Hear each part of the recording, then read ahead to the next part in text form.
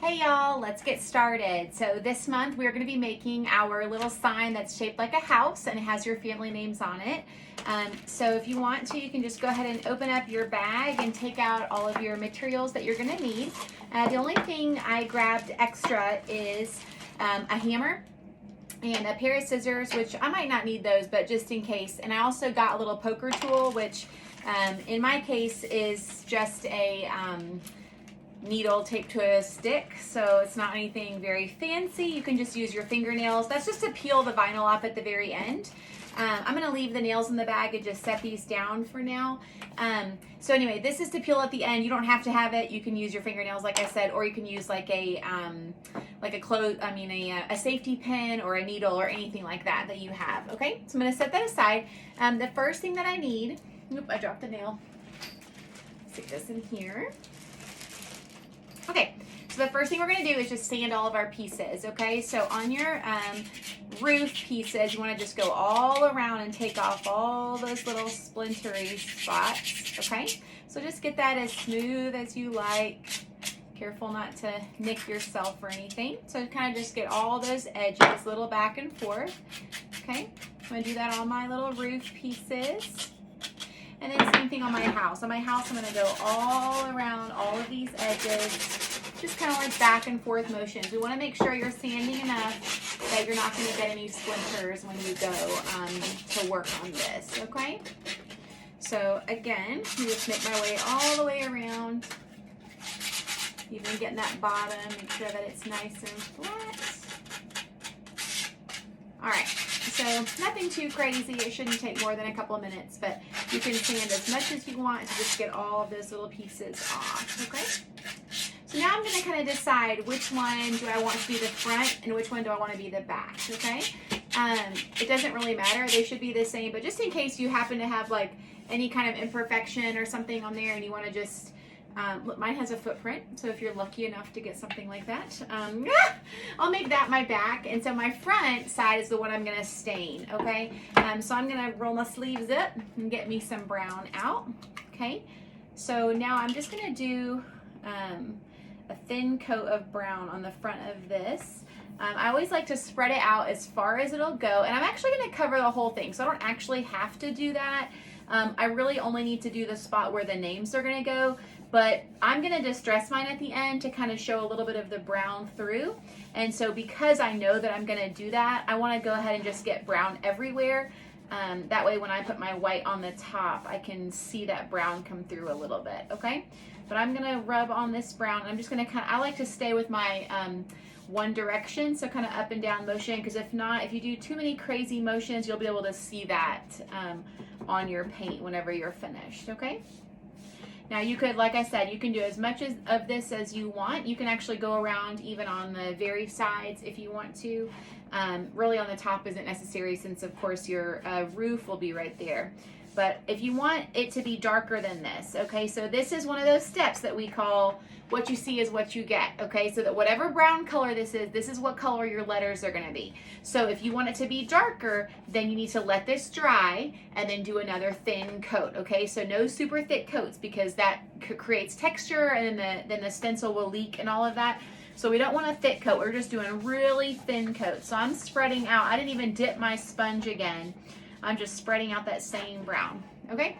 I'm gonna set that and let that dry a little bit when I go over here and do my roof pieces, okay? So on the roof pieces, we need to do every single edge, okay? So I kind of just spin it around and I do my my skinny edges. That way I can still pinch that middle part and not get it on my fingers. So I get all ends on there, and then I'm gonna kind of set it down.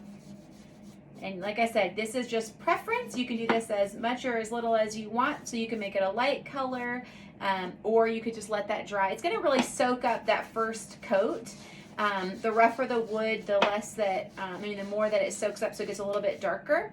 But if you want it to be darker even after that, just let it dry for just a couple minutes and you'll be able to go right back and you can do a second coat, okay? I'm just gonna kind of set those aside for right now and then go on to my next piece. Oh, I kind of broke I didn't do my same thing. We're flipping it around. Now I have to touch it. Oh well, that's okay. This stuff's pretty easy to wash off your hands, so no big deal. So rotate around, get all that, and then get my edges. I'm gonna set it on my stencil a little bit just so I don't get it too much on the table. All right, so I did all my edges, so make sure you kind of double check because sometimes it's easy to forget like those little end pieces. So rub that as best you can. Get it as dark as you want. If you want it to be darker, just wait and do it again in just a minute. No big deal. I'm just gonna do one coat just for the sake of time. Okay, so I'm gonna set those aside. And then I'm gonna just put I actually need a little bit of brown in a minute to seal my stencil. So I'm dipping a tiny bit and then I'm wiping off just so I can go ahead and pop my lid back on my brown, because I know that if I don't, it's gonna end up on the ground and I definitely don't wanna do that, okay? All right, so now you should have your scraper card, and we're gonna start working on our stencil. Now make sure that you do not do your stencil step until your house is completely dry, okay? So I did mine super thin, so it's dry in just a couple minutes. But if yours had any amount of texture, if you did more paint than I did, then you're gonna wanna wait, okay? So go get a drink, relax, just take a break for a second and make sure that this is totally dry before you go to the next step, okay? So once you're totally dry, we're ready to work on our stencil. So mine says, "Come as a guest, leave as family." So this was a quote that I had mentioned in my post when I was talking about decorating for our new foster care room. And so I thought it was kind of fitting that I should do this. So we have ever-growing family, so I didn't want to do family names. But I thought this was a really great quote to use. So what I did is I'm just scraping all over the front of this. So there's already clear transfer tape on your vinyl. We already did that for you. So my goal is to get that clear tape to pick up all of the black vinyl, and then I'm gonna put it on my house, okay? So I'm just gonna kind of start it at that corner, and it should come off pretty easily. So you see it took me like 2 seconds to get it to come off, but just peel it slowly and make sure that all of that vinyl comes off, and you should have that stuck all on your clear paper, if you can see that. Ta-da! Okay, it's a little bit hard to see. Now I'm gonna go apply this on my wood, all right? So now I'm just gonna make sure I put this exactly where I want it, getting it as straight as possible. So if you're doing a quote or if you're doing your family names, I kind of am erring towards closer to the bottom and closer to the right-hand side, okay? So kind of using that side edge and that bottom edge as a guide. So even as you lay this on here, until you press it on, it's not going to stick. So you're able to kind of shift it around just a little bit and kind of make sure, okay, this looks straight. Oops, mine like slid all the way off because it's not stuck at all. But I just want to shift it around just a little bit just so I can look at it and make sure that I like the way that it looks, that it's straight. Okay, so once I've decided, okay, this looks good, it's straight, I'm going to push it down with my hand first. And then I'm going to go back with my scraper card again and just scrape this really good, okay? So you can put it anywhere you want. It's just preference. Like I said, I did mine kind of on the bottom right corner. All right, so now that that's on there, now our goal is to get that clear off but leave that black vinyl behind, okay? So I'm going to start up at the top and I'm going to start peeling off and just pray that I let it dry long enough.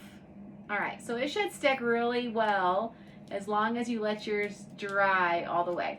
So I had a little bit of a letter that didn't want to stick, so I'm going to go back and just push that down real good. So I'm just slowly peeling off and I'm making sure that every letter stays behind. If I have any part of a letter that does not stay behind, I'm kind of going back with my clear and then I'm using my finger to hold that letter down, okay? Because I don't want it, the worst thing you could do is just keep going and stretch that vinyl. Because then you're going to kind of make that letter look funky, okay? So we don't want to do that. We want, as soon as we get it on there, ta-da, you can see it down there. So when I have it on there, I just don't want to stretch that vinyl. I want to make sure it all sticks on there, okay? So now, like I said, I needed my brown to have a little bit, just a little bit of brown on here, okay? And then I'm going to rub on the stencil, and this is called sealing the stencil. So this kind of is another way to give you another little layer of brown, but I'm just barely wiping it on here all over where the lettering is. In fact, I had a little bit much, so I'm actually going to wipe it back off with my dry part of my sponge to help it dry a little bit quicker. So what this does is hopefully eliminates any leaks. So I'm being very gentle. And that way, if any of our next white layer leaks, then it'll leak in brown and not in white. So that's why you put the brown on first, to try to get those crisp lines for your names. Okay, so that's good. I'm gonna let that dry for just a second, and then I'm gonna go ahead and start hammering a little bit on my roof. You don't have to do that yet, but I wanna make sure that this dries. So now I'm gonna kind of decide, oh, I had a little piece that broke off of my my roof because I was kind of messing with it because it was a little bit splintered, but no big deal. You can sand it down, or you can just put color back over it to even that out. Ooh, I kind of like it with 2 coats. I'm gonna go back and add a little bit more dark on here. Okay, I like that. And then you kind of just have to decide what do you want to be the part of your roof that's showing, because of course part of it's going to be nailed down, and then part of it is showing on the top and then showing on the front. So I'm just going to kind of look at my pieces and see, what do I want. One of your pieces is longer than the other one, so that's the piece that overlaps like that. So it's going to overlap, and then it should make 2 even pieces. So just keep in mind, like I said, which one you want to be the top, which one you want to be the bottom. Okay, kind of like that. Okay, so I've decided I want to do my roof like this. So I know that this is my top part, so this is where I'm going to put my nails. So we are going to do what I like to call pre-hammering, and all that means is I'm going to just go ahead and halfway drive my nails into my wood. So I need 5. 1, 2, 3, 4, 5. I'm going to halfway nail them while they're on a flat surface before I put them on the actual roof, because it's just a lot easier to do that. Once I put them on there, it's a little bit unstable, so it's harder to hammer. The other thing I just want to say out loud is that if hammering intimidates you, which I totally understand, because this part you really need to hammer well and in the center, this is not a sign that is going to be thrown around a lot. Hopefully we say that. It's really going to be sitting on a bookshelf or like on display. So if that's the case, and especially if you don't plan on like hanging it or anything, or if you're going to use like hanging hardware to hang it up, feel free to hot glue this on, okay? So if you're like, oh my gosh, this hammering step is way too intimidating, do not stress out about that. Just hot glue the hammer or the roof on. So you can just kind of watch the steps and how we're putting it together, and you can totally glue it, okay? That would work too. But I am gonna show you, so on my long piece, like I said, it's gonna go like this. It's gonna overlap the short piece, and then it's gonna have a little bit of overhang off of the end of my roof. So I want to make sure I don't put any nails all the way at the bottom, because it's going to hang off, and then the nail would not be hitting the actual house. So I'm going to go ahead and hammer on here. Well, actually, you know what? Let me pause that real quick. I did mine so thin that mine's already dry, so I want to go ahead and get my white on there so that it can dry while we work on the hammering step, okay? So for the white, I'm just going to dip in here, and then I'm just going to wipe it off so I can see some sponge texture, okay? So when I go on here, I always do what I call spouncing, which is just kind of, I make my sponge bounce up and down, and I do that in these little like small circles.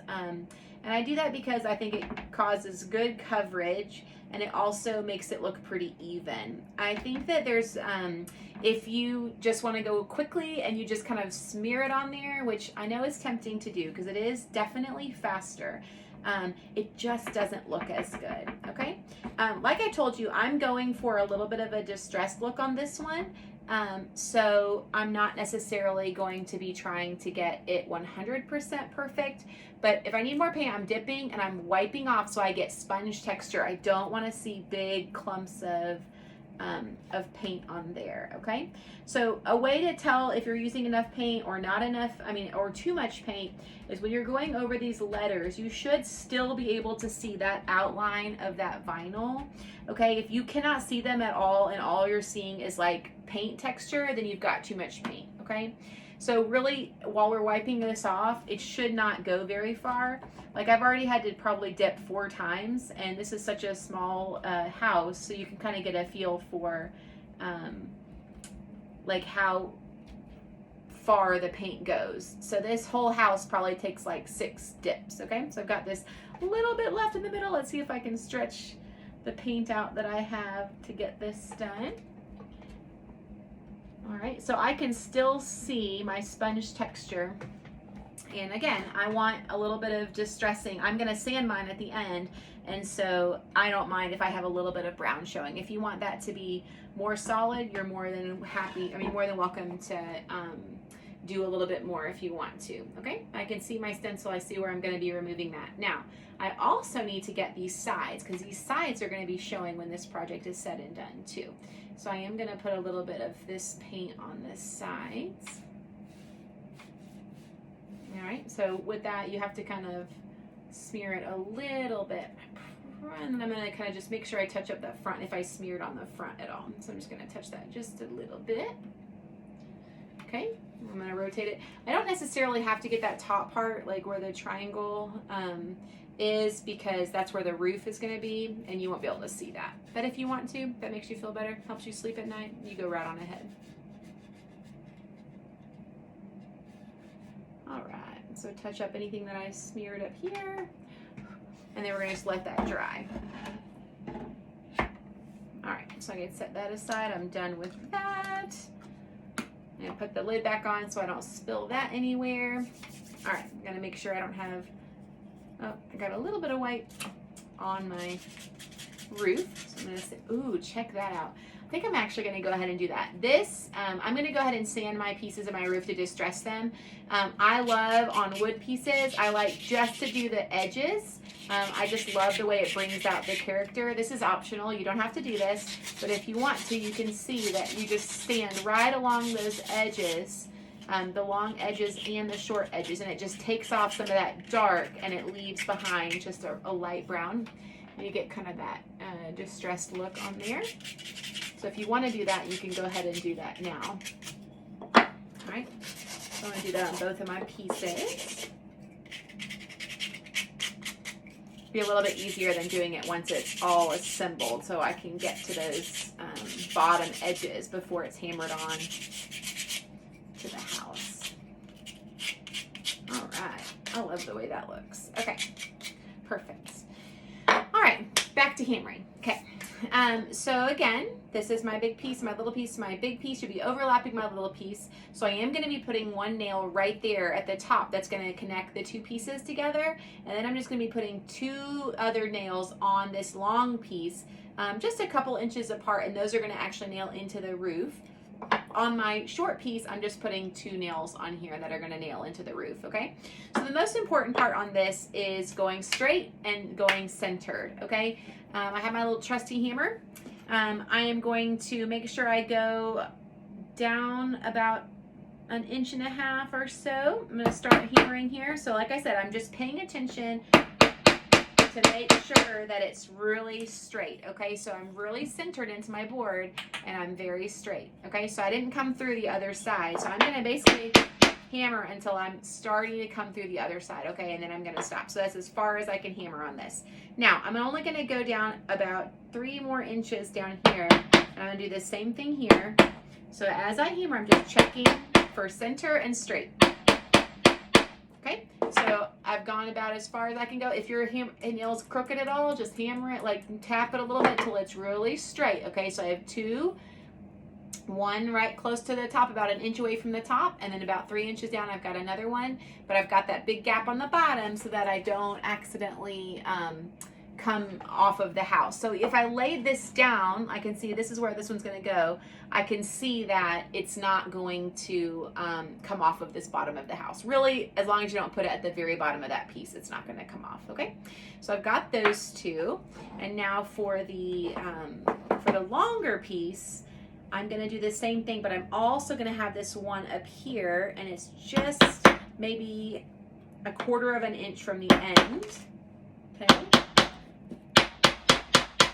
So totally centered right there, but just 1/4 inch from the end, because that's going to hammer into that, okay?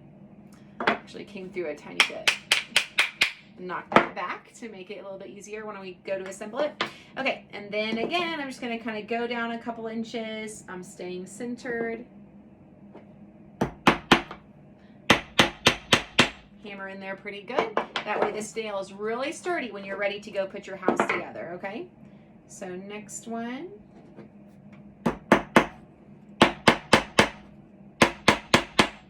All right, so like I said, if you're crooked at all, just knock it and make sure you're staying very straight and very centered. It's gonna be really important whenever we go to put that on the house, okay? My house needs to dry. I've got, mine is nice and wet still. And you know what? If I'm making a project, it's gonna have one of my hairs on it because that's just how I roll.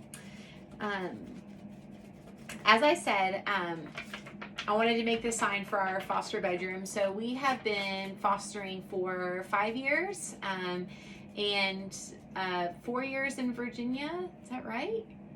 We came in 2016. Yeah, we just had like our 4-year fostering anniversary is March. So here we are. We have been fostering in Virginia for 4 years. Our latest placement, they just moved with a family at the beginning of this month in February, which was awesome. But they moved out of state, so we miss them and are sad. But we're happy for them because that's where they should be. If you saw in your packet this month, I put a little note like this, and it just says thank you, because I just wanted to let you know that every dollar from this kit this month actually went to buying a new triple bunk bed for our room. Now, if we get 2 boys, then we would put the 2 boys in here with Isaiah on the triple bunk. But if we got 3 boys, then they could all 3 be in here. We've done that before. Our very first foster placement in Virginia, we had a triple bunk, but this is definitely the nicest one we've ever had. So I'm very grateful and excited about having this nice bed. I put their blankets on today. Behind me is the closet that I've been working on. So you can see that on my Facebook page. I built this IKEA closet in here for them. Today I painted the trim, and I've got to paint the walls next. So kind of just working on little things one at a time. It keeps me distracted from the fact that we have not gotten a placement yet. It's one of those things where you might get 3 or 4 phone calls in one day asking if there's some kiddos that you would be interested in, and then you may not get a call for 2 months. So it's kind of feast or famine. We just really have no control over when these kiddos come, but we know that God does, and God is definitely in control of every kid that's come in our life, so we patiently wait for them to come. All right, I still have a tiny bit of drying left. Some of mine is dry, but some is not, so I'm gonna go ahead and put my roof on, okay? Again, if this is intimidating, don't feel bad, just glue it. Okay, but if you want a hammer and you want this thing to be sturdy as a rock, so this, what we're doing is we're putting, so you can see from behind, we've got to get, we're going to put the short piece on first, okay, and so we want to make sure that it's super centered on the top and the bottom, so just make sure you're kind of checking and looking that this piece of wood is centered on here really good, okay, and now you've got to hold it real tight. Say that it's easier said than done, right? So you want to hold it real tight. You could even, ask someone else to help you if you want. I'm actually going to put it up on its corner because that's going to make it where when I hammer, I'm kind of going straight down. I want to make sure this top edge is flush with the other angle for the roof, okay? Because remember, this is going to go like this, okay? So I'm just making sure, and let's see if we can do this. Oh, I'm on this little end table, so it's not quite as sturdy as my typical working on my countertop. All right, let me try this again. I know I'm intimidating myself out of doing this. Okay. Oh, stink. Well, you know what? I always say that if I mess up in a video, it's a good thing because then I can show you what to do if you mess up. So my nail actually bent a little bit. I'm already into my house piece, so I'm actually going to wait to bend it back up until oh, just kidding. I could bend it up with my hand. So you could use the back of your hammer to bend it back up, or you can just kind of knock it back up if you need to. But hey, we got it. We're almost there. Okay. So it worked better for me to just lay my house down on its side like this. And I'm just constantly just checking and making sure. Oh, stink. What is my deal today? I bent that nail again, so I'm going to come back to it. So I'm going to my next one. So as I'm hammering, I'm just checking to make sure that it stays straight and also that my nail is not coming out of any side. Okay, My second one went in perfect. I don't know what the deal is with this first one. So if you have an issue, it's okay. Just straighten that nail back up and try again. And there's extra nails in there. So if it really gets messed up and you have to pull it out with your hammer, you should have some extra ones in there. So don't stress, okay? But I like it when I mess up because I can show you that it's okay. We can fix it and it's totally normal. Okay.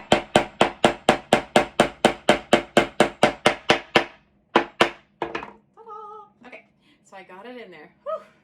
I usually am on my granite countertop and it's a lot easier to hammer on that than on this like wobbly little end table, but I decided to come in here, truth be told, because I did not want to clean up after dinner to make this video. So I'm in the bedroom. Plus you can see the closet and this is our new foster care room. So how fun is that? Okay, so now I've got one side done. Ta-da! And now I need to do my longer side. But this one's got 3 nails. So hopefully I'll do a little bit better this time. Okay, so I'm making sure that's nice and lined up with the top. I'm actually gonna do my top one first, I think. Okay, so I'm gonna pray for me, y'all. Let's see if I can get this done. Okay.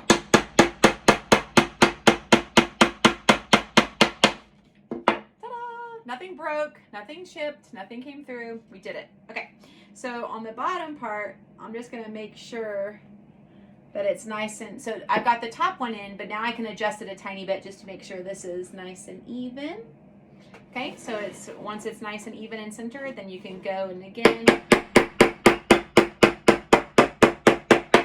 I'm just kind of checking to make sure that it's not coming through anywhere, and it's not, because if it does start to come through, you want to figure that out before you get the nail all the way in, because then you'll be able to still pry it out with your hammer, okay? So I'm kind of going halfway and then checking. Make sure it's not popping through on any side.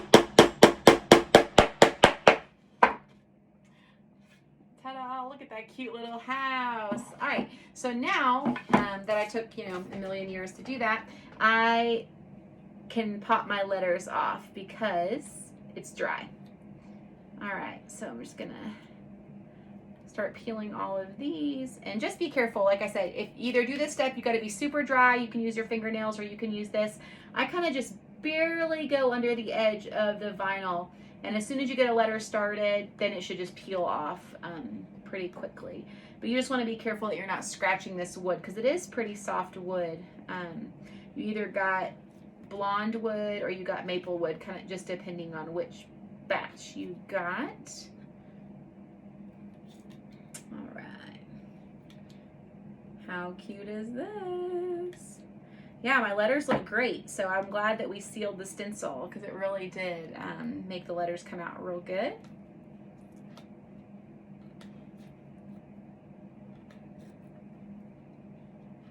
All right, we're almost there.